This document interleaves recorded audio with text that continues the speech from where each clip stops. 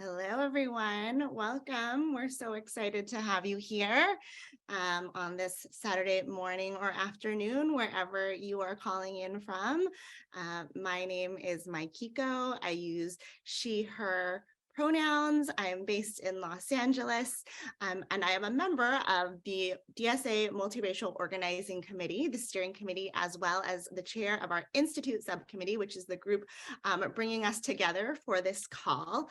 We are so excited to have everyone here this morning. I'm just going to go over a couple of quick housekeeping items so we understand the format of today's conversation. Right now, I believe the chat is open, so feel free to go ahead and introduce yourself with your name, your pronouns, and where you are logging in from.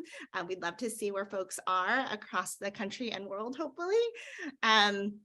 And then when we start the discussion, we're going to turn off the chat so people can pay attention to the dialogue. And then we'll come to the end of the call and have some time for Q&A, at which point we will turn the chat back on. But if people do have questions, we ask you to use the Q&A box, which is at the bottom of your screen. So if you want to submit questions directly, don't put them in the chat, put them into the Q&A box and we'll try and get to them. We don't have too much time, but hopefully we can answer at least a couple of them. So before we get started with our conversation with Femi, I wanted to turn it over to Kevin, who is a dear friend and comrade, and also the chair of the Multiracial Organizing Committee. Kevin, over to you. Thanks, Makiko. Hi, everyone. I'm Kevin. I use he, him pronouns. I'm located in Durham, North Carolina.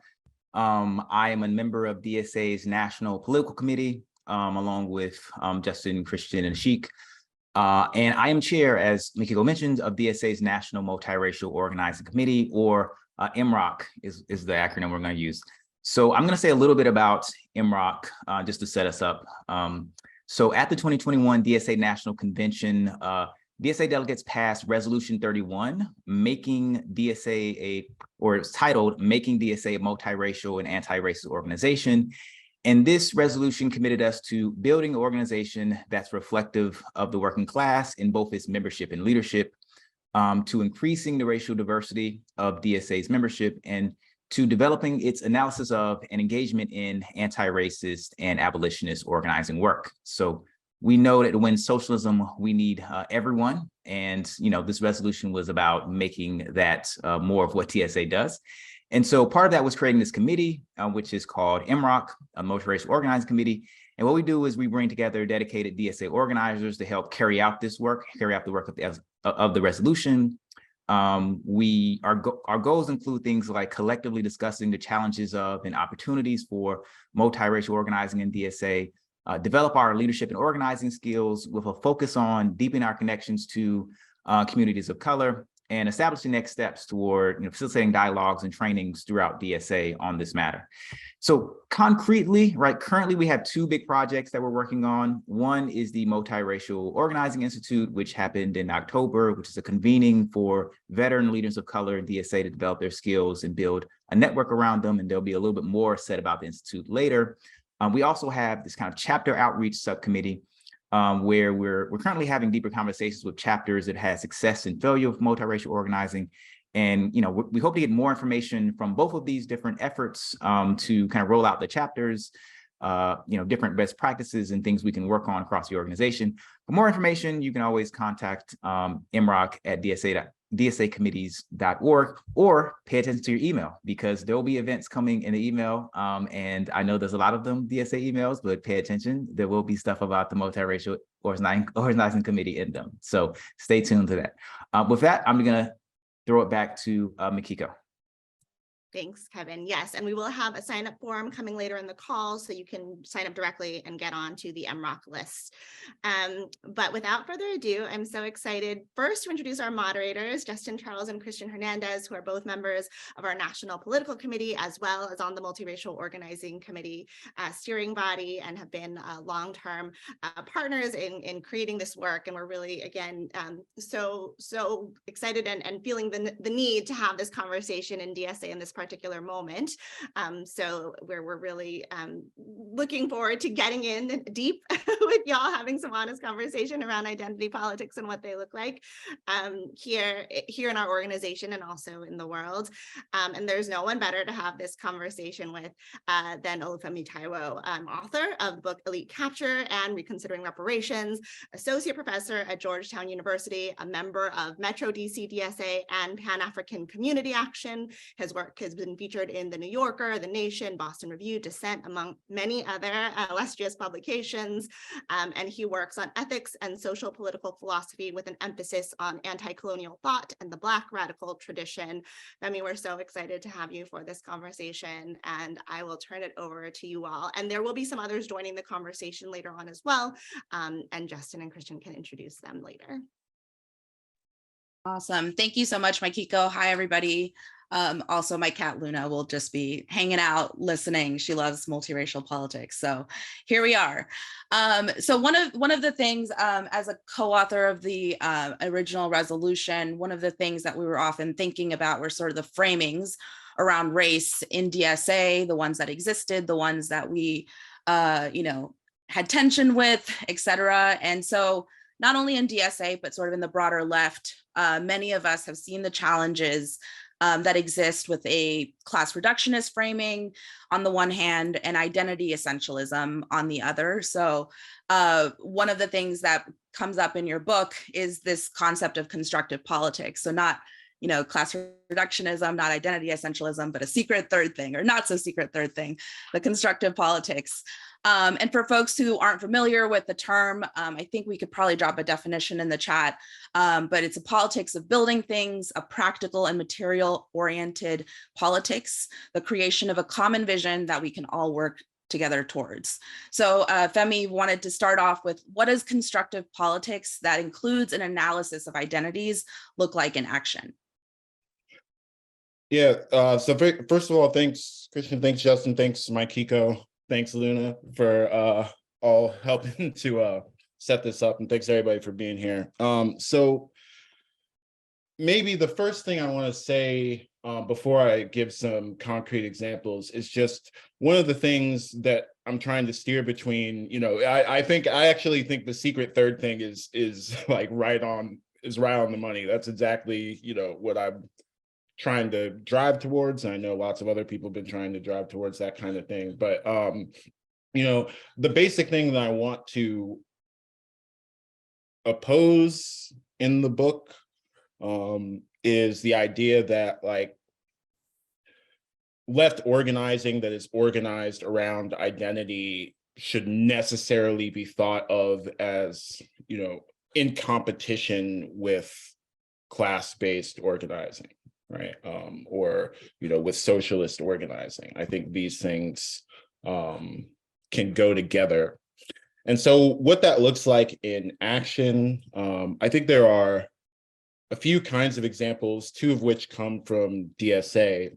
But constructive politics, the idea that we should be trying to build things, I mean this really kind of hyper literally, right? We should think about the material world around us, the balance of power in politics, the levels of security that we have materially with respect to energy, water, et cetera. I think all those things are things we can try to affect, especially the more powerful we are. And we should pick those kinds of fights first. So one example that comes to mind immediately is what the folks in New York are up to around build public renewables. If that won, that would change the material circumstances of people who live in the state of New York. It would change downstream of that. It would change people's attitudes towards kind of left organizing and so on and so forth. So I think that's a good kind of target to pick. I'm really excited about that kind of campaign. But I think an example of constructive politics that makes it more obvious what it has to do with steering between kind of class reductionism and identity essentialism is provided by something that I've talked a lot about, which is bargaining for the common good. as a model of what to do with worker power. So it's an approach that LA Teachers Union, Chicago Teachers Union, SEIU locals have taken up, where they involve community groups and organizations in thinking up what the demands that organized workers are going to make, and then also enlist those same groups of people in fighting for those demands. And both of those things help expand what worker power can fight for. And when you do that, it turns out that a lot of things that go beyond just wages and benefits for the people in the union become things that, class power can be organized around fighting for. There was an SEIU Minnesota that integrated climate demands and anti-sexual harassment demands in their campaign, along with better working conditions. The LA Teachers Union raised funds for immigration defense while they were also fighting for the working conditions of their members. So those are the kinds of things that I think about when I think about how, understanding the centrality of class can go together with understanding the importance of other identity-based oppression. These don't have to be enemies. Thanks, Femi. So DSA as an organization, as well as our candidates, our endorsed electeds, have faced attacks and criticism from our opponents in the Democratic establishment, often regarding our demographic makeup. But at the same time, these figures, people like Hakeem Jeffries or others in the Black Democratic establishment, repeatedly behave and legislate in ways that do active harm to working class Black people and people of color on issues from housing to policing. Jeffries, who is about to be the new, who is now the new House minority leader, has openly fundraised against people on the left flank of the Democratic caucus, while also saying, we're going to have an incumbent fund, but, not for y'all. In a recent scandal in LA, the city council members were, recorded making openly racist remarks, kind of equal opportunity racism, kind of offending every demographic within the city, and speaking bluntly about how the city should be carved up politically along racial lines. How would we reckon with the problem of elite capture, and as we're understanding it, elite capture being, historically used to describe the way people with power and advantage gain control over financial benefits, material benefits meant for everyone? You expand this to refer to social movements, political projects, and how those are captured by elites who then redirect and distort them toward their own interests. So then how do we reckon with the problem of elite capture of racialized parts of the working class electorate? And how do we resist these efforts to pit people of different racialized identities against one another and organize in ways that we build solidarity across racial lines? So this is one of the things that I think and hope that constructive politics would at least help a little bit with. I do think there's some room on the more kind of symbolic communications end of politics to make inroads against this kind of elite capture.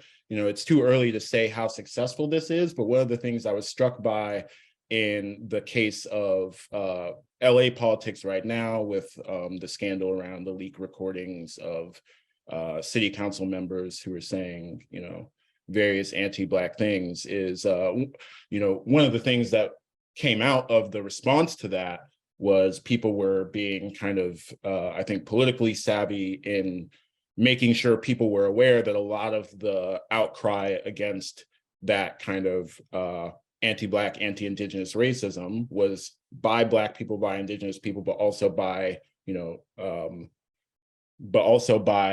kind of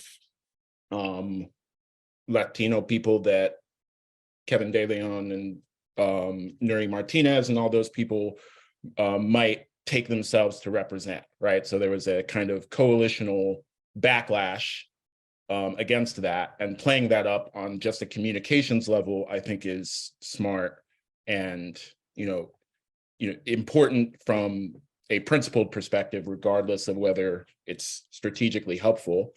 But I think constructive politics in the materially oriented sense, which is, what constructive politics is also about, is where I would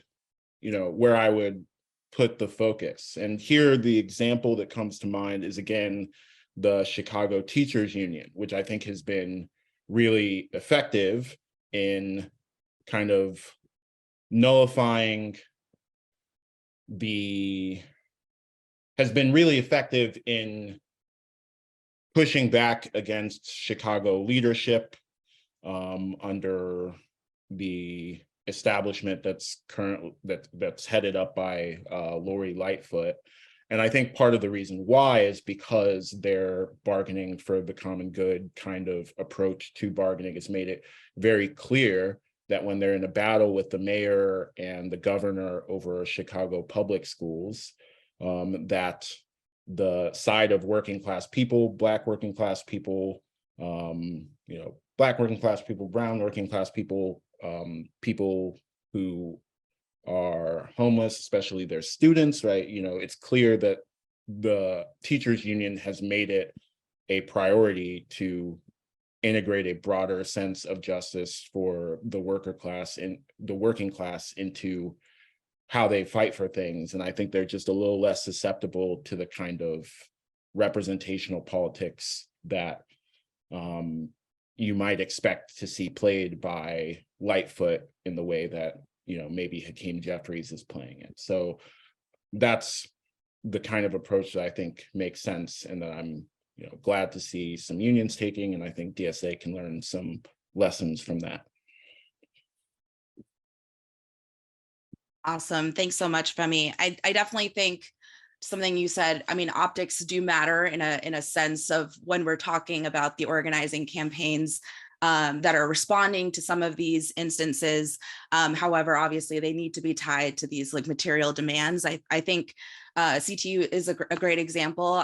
Shout out there. I know some Chicago folks in the audience, but also, I was lucky enough to get to go to Chicago during the strike and sort of see this really beautiful instance of fighting for these holistic demands, and deep understanding that we don't lead single issue lives, right? It's not just one thing and then we're done. We're like, great, good, I'm gonna go.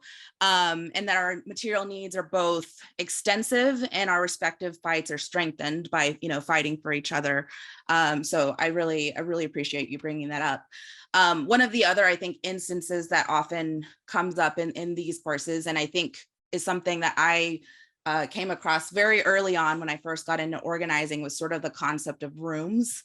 And in Elite Capture, you do write about the rooms in which things happen, namely rooms where systemic rules are made and structures are created. And so it's important to acknowledge both who's in and outside of the room. So as a member of DSA yourself, in your mind, does democratic socialism offer particular opportunities to perhaps build rooms that catalyze constructive politics? I think it does. And I think the point that you made to frame the question is really helpful for answering it, right? We don't live single issue lives. If you think about the kind of other organizations that there are for building political power, they're often, especially on the NGO side of things, organized around a particular issue, right? Maybe there's an organization that fights against gentrification, or maybe there's an organization that exists to kick ICE out of the city, or maybe there's an organization that is built around community gardens, and all those things are good things to fight for. And to be clear, people who are in them often have really expansive political thinking, and I'm not at all taking away from the kind of quality of political thought that happens in those spaces. But what's different about organizations like DSA is that the kind of organization DSA is trying to build a holistic picture, right? So it's not just trying to map power for the sake of, stopping this one housing development or for getting approval for this narrow range of issues. It's trying to build an entire political movement around, dismantling capitalism, around building public social control over the means of production, et cetera, et cetera. But it forces you to, the nature of what you're doing is something that pushes towards a broader class consciousness. And more important than thinking about that on an individual level, it's a kind of organization that puts you into contact and potential cooperation, potential conflict, and all this. But it puts you in rooms with other people who are trying to do that, right? You might have a committee that works on a particular issue in DSA, but when you go to chapter meetings, you meet the people who are working on energy, and you meet the people who are working on transportation, and so on and so forth. So I think that's a particular advantage. That's a particular thing that's good about socialism, the kind of orientation towards thinking about how everything is put together and not just one particular problem. And I think that's something we should steer into.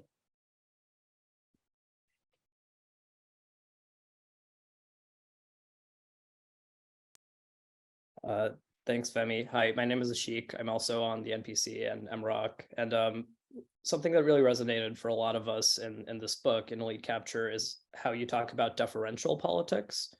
You write about how the same tactics of deference that insulate us from criticism and disagreement also insulate us from connection and transformation.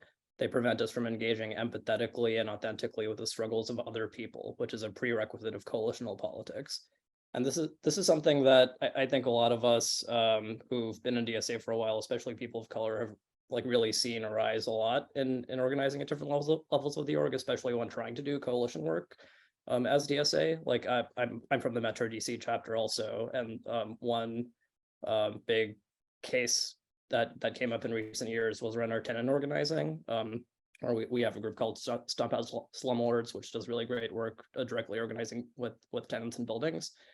And over the years, they at some point joined a coalition for rent control in the city, and that included a lot of different types of groups, like local community groups, different types of activists and nonprofits.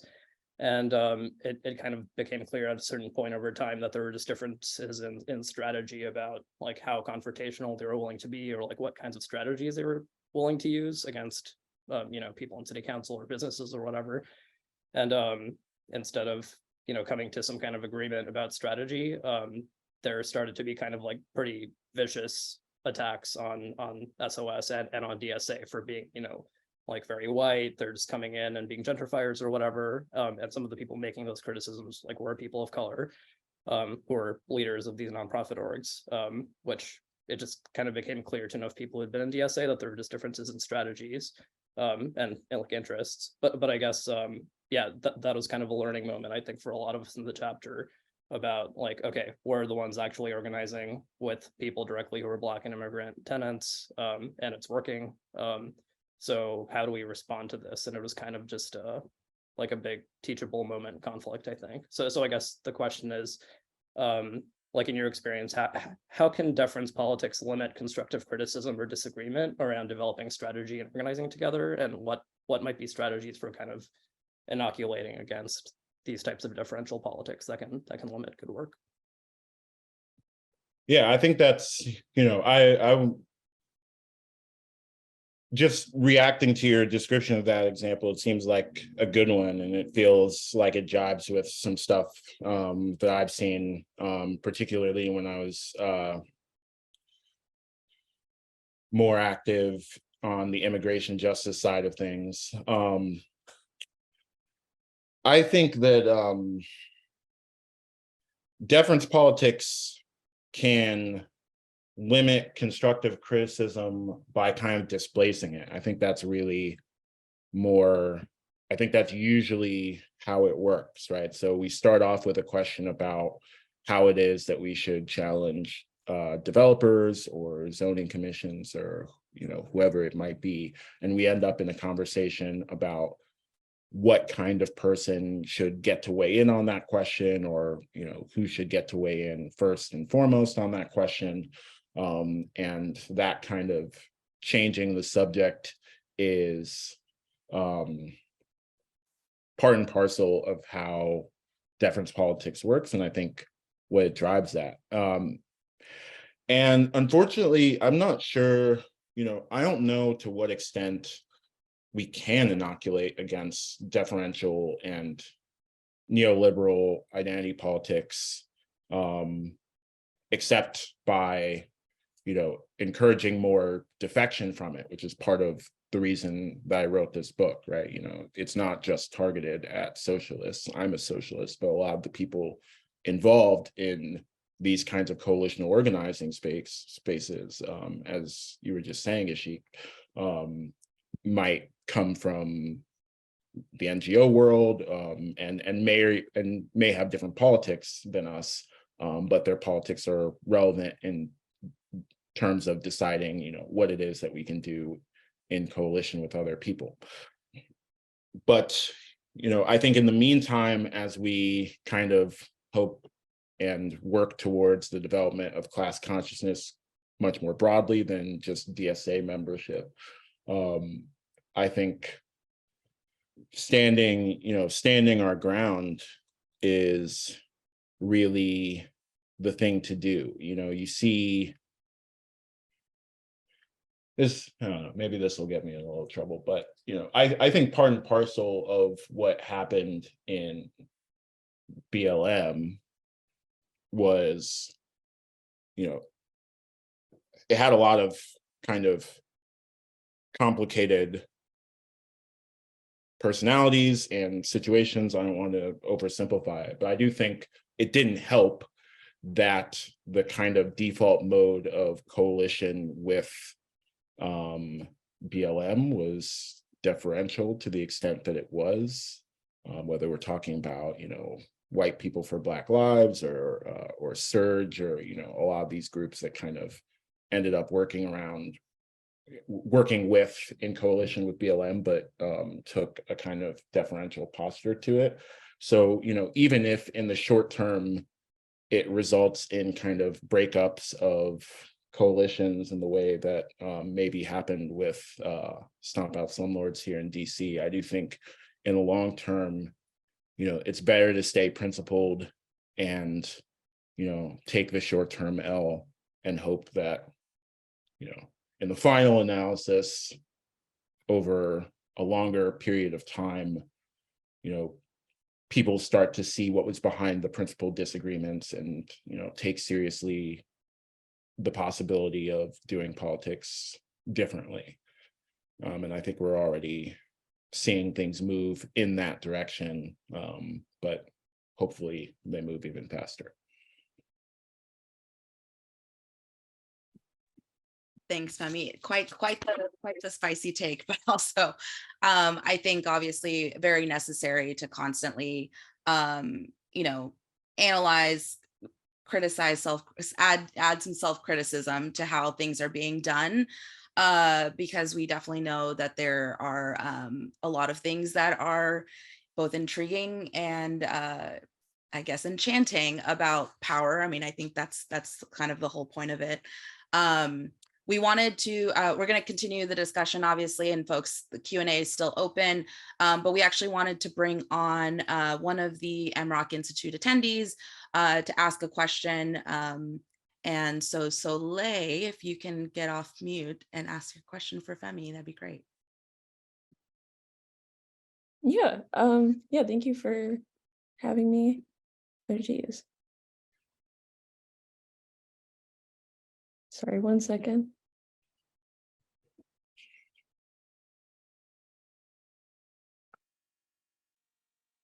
I don't know why my camera is not working, but I'm happy to answer or ask a question. So yeah, I'm Soleil, she, her pronouns, from Chicago.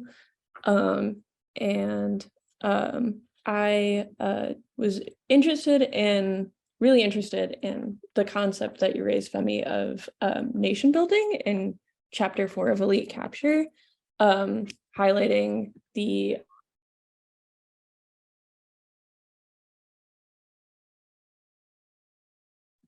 okay, something different happened to my Zoom. Great. I can see myself. We can all see me. Wonderful. Yeah, so I was really interested in chapter 4. You know, you highlight a lot of the liberation fight in Guinea-Bissau and Cape Verde, and how dedicated they were to, rather than narrowing in on like, you know, it's these like white people generally who are causing this issue, or it's like, you know, broad groups of people, focusing on the imperial aspect of that whole situation and focusing on who the real target and enemy was, and that opening the door to actually doing coalitional work that led to being able to liberate their countries. And so I was wondering if you could speak to what nation building could look like in DSA. Like, how do we get to a point where we would be able to participate in something like that as an organization in the heart of empire? And maybe what are some things that are currently holding us back? Yeah, thanks. That's a really interesting question. Thanks for that. Let me work backwards. So I think the biggest thing holding us back is scale. And I do mean scale in terms of just the number of people in DSA. Obviously, I think we'd all, you know, like everybody to be in DSA, or, you know, we'd like it to be a bigger organization.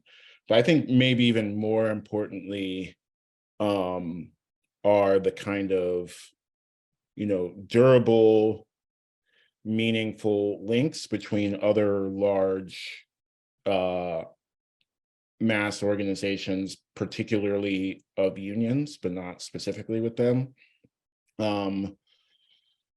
But I think that's another sense of scale too. Like, how many big unions are really kind of, you know, very concerned with DSA's analysis and happy to involve DSA in, you know, thinking about what their demand should be and so on and so forth. So in both those senses of scale, I think, you know, we could do more. I'm particularly excited about MROC. I'm particularly excited about the Emergency Workplace Organizing Committee. Just, I think those are two aspects of what DSA is doing now that could maybe get us to that scale, or at least get us much closer to it. But, you know, even if we were at that level of scale, I think, you know, there's a kind of mentality, there's a kind of consciousness around, obviously, class consciousness, but also in, you know, what it is that you are trying to do with your organization, that we also need to build as we get larger. And I think we'll naturally build as we get larger. But the idea that we could be contributing in a serious way to deciding what the political structure is. One of the examples I use a lot when thinking about this internationally is the Brazilian Workers' Party, right? They have, you know, participatory budgeting comes from the Brazilian Workers' Party because they were not just large enough, but they put themselves to the task of saying, you know, actually, how is it that we should make decisions? What are the fundamental political structures, and how can we reshape them in the direction of the working class? And they did that in Porto Alegre. And I think there's that same potential in stuff that's happening now around bargaining for the common good, which is why I talk about it so much. But I think what's going on there is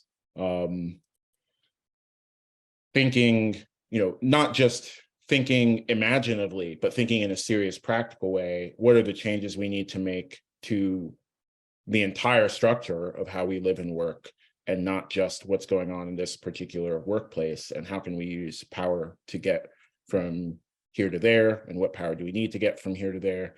And that's the kind of thinking and base building that is part and parcel of bargaining for the common good. So that's what I think it would take to build DSA into that kind of organization, you know, scale and kind of constructive ethos.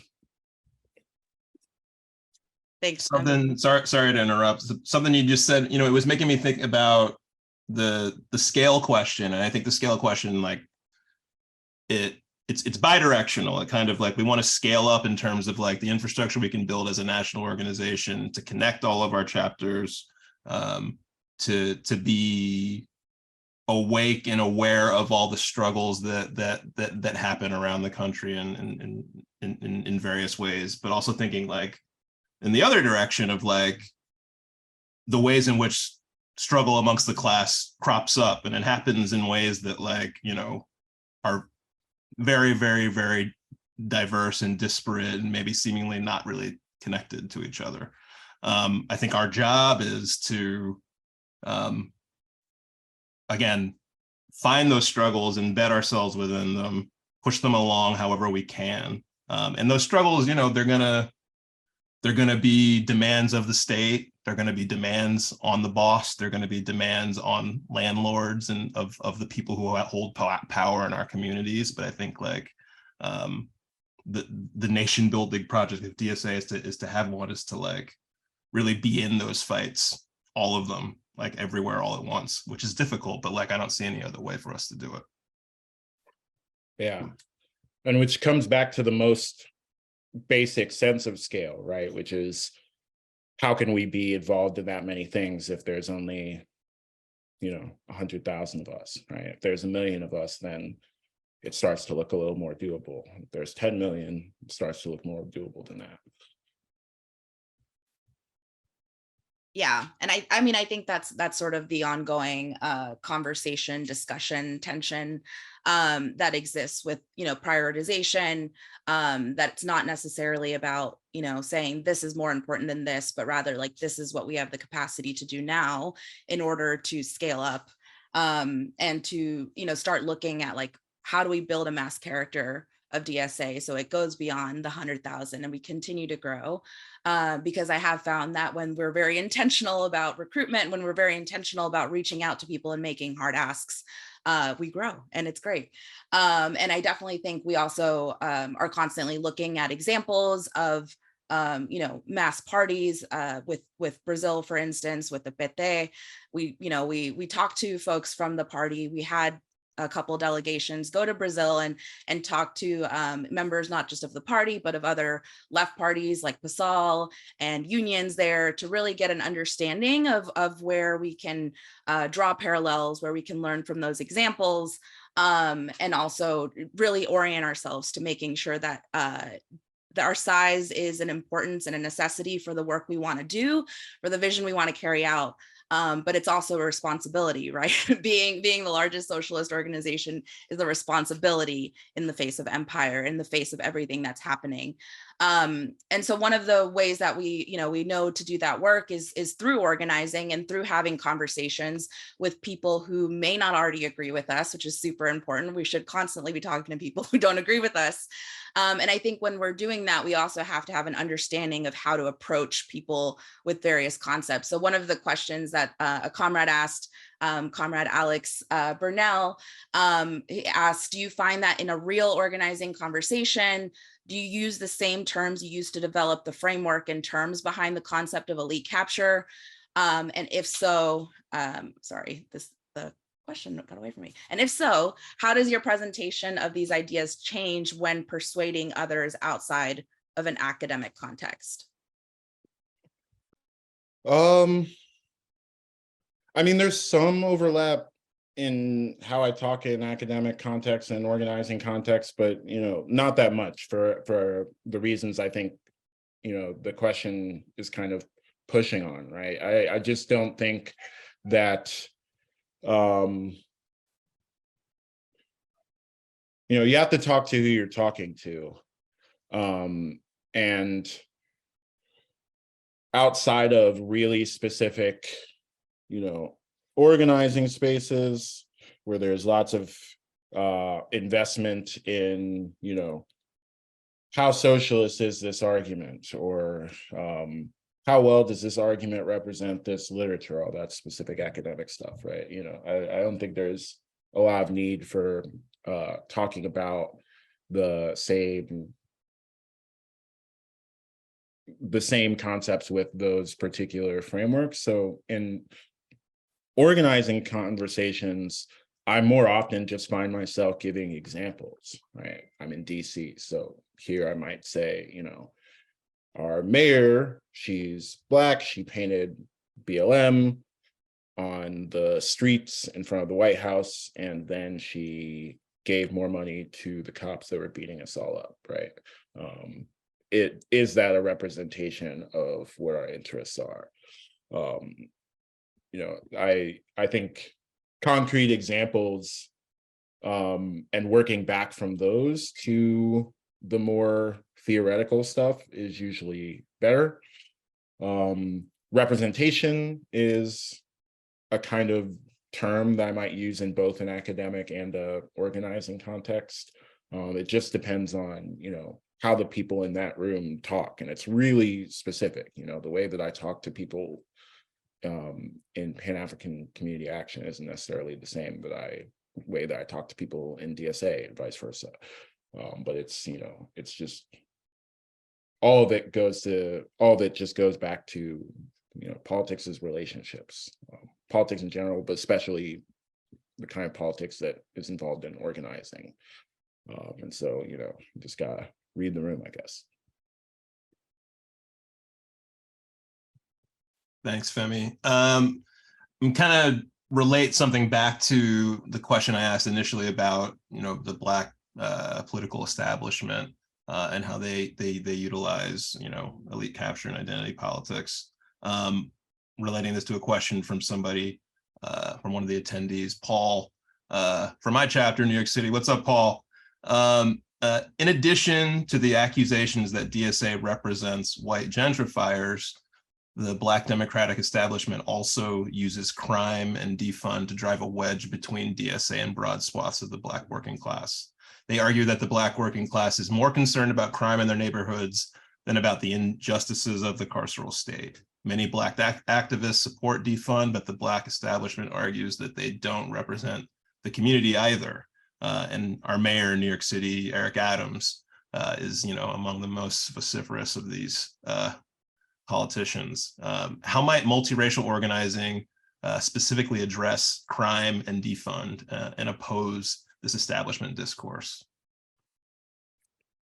Yeah, that's a really good question, one I've been racking my brain around. I think that maybe the most central thing to do just from a tactical perspective is to be committed to working in coalition. And I know Defund MPD coalition here in DC is one example of that, because there's a DC, Metro DC DSA chapter that's working alongside of those. And it's much harder when the flagship member of a coalition is a BLM chapter to make those arguments. But as you pointed out in the question, it still happens. Eric Adams is one kind of person who does that.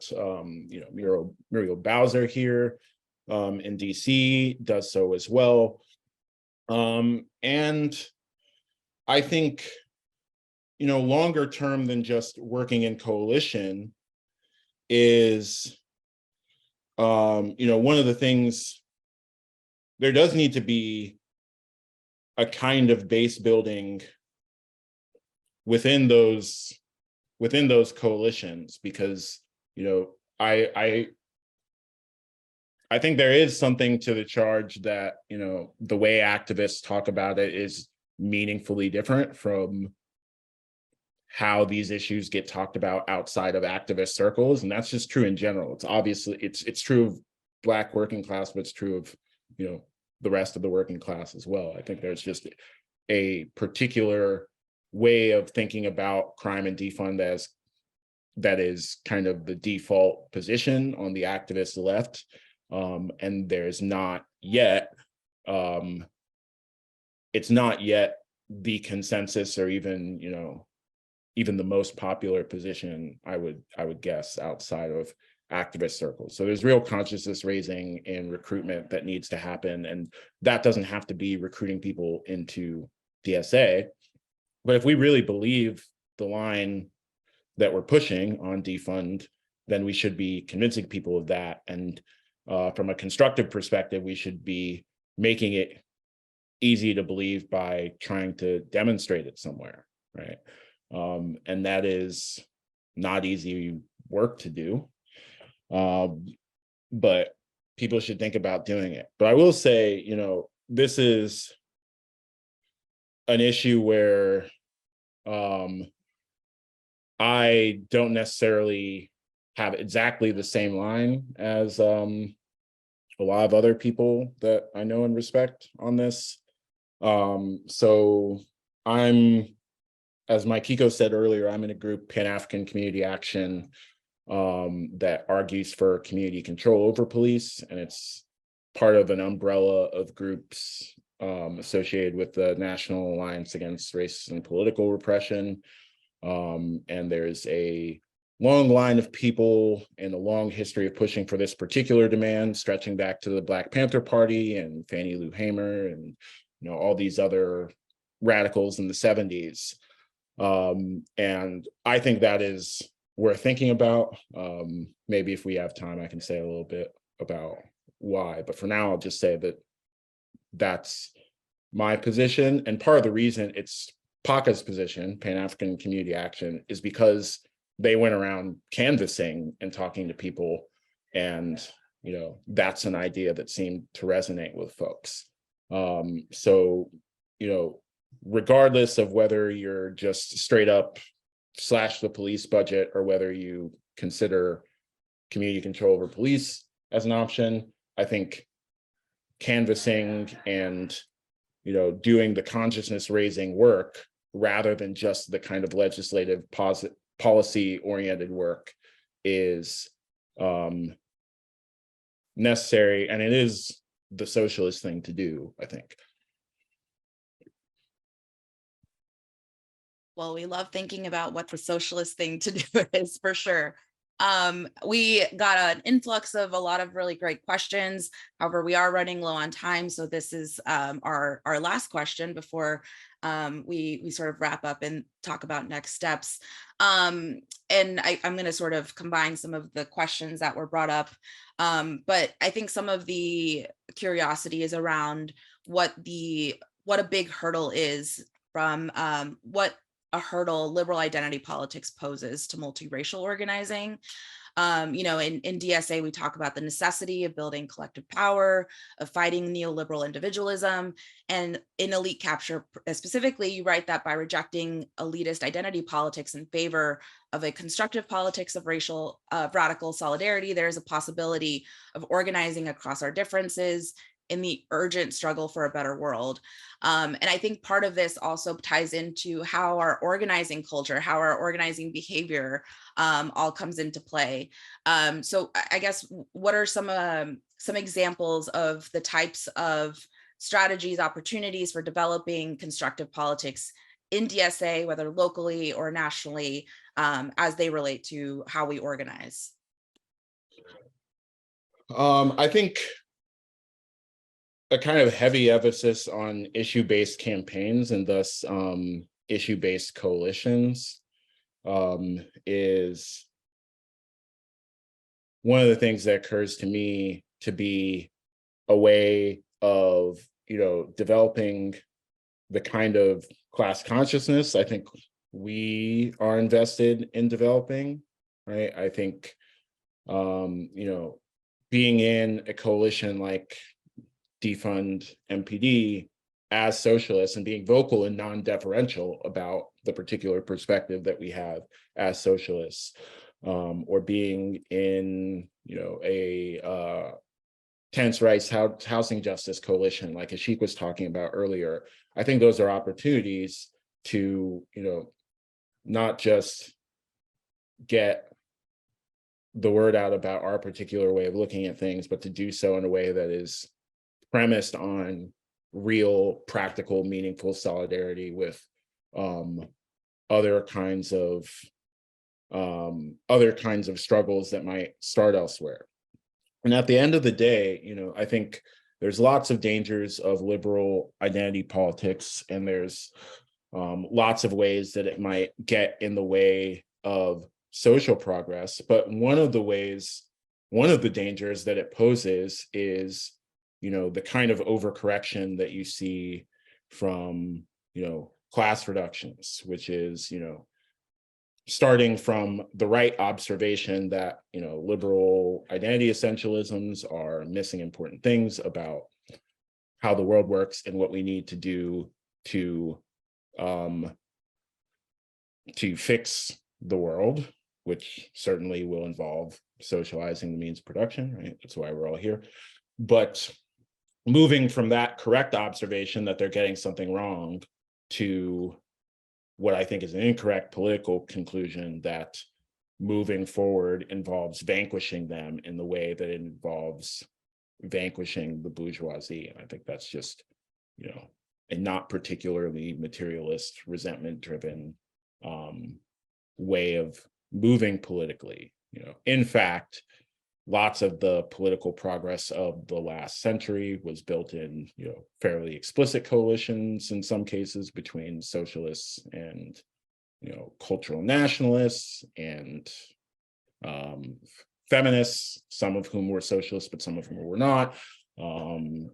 Folks working for all sorts of issues for all sorts of reasons, but united by particular practical goals. And I think we have the same kind of set of opportunities now.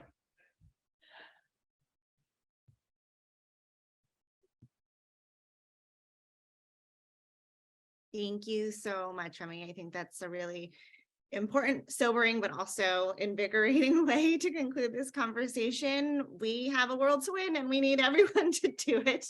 And vanquishing, while in certain parts of our work might feel like the right thing to do, we're too small to do it inside yet, and much less, how do we fry these bigger fish together? We really need this strategy and constructive politics to do that. So an incredible, enriching, and provocative conversation. Thank you so much for being here with us.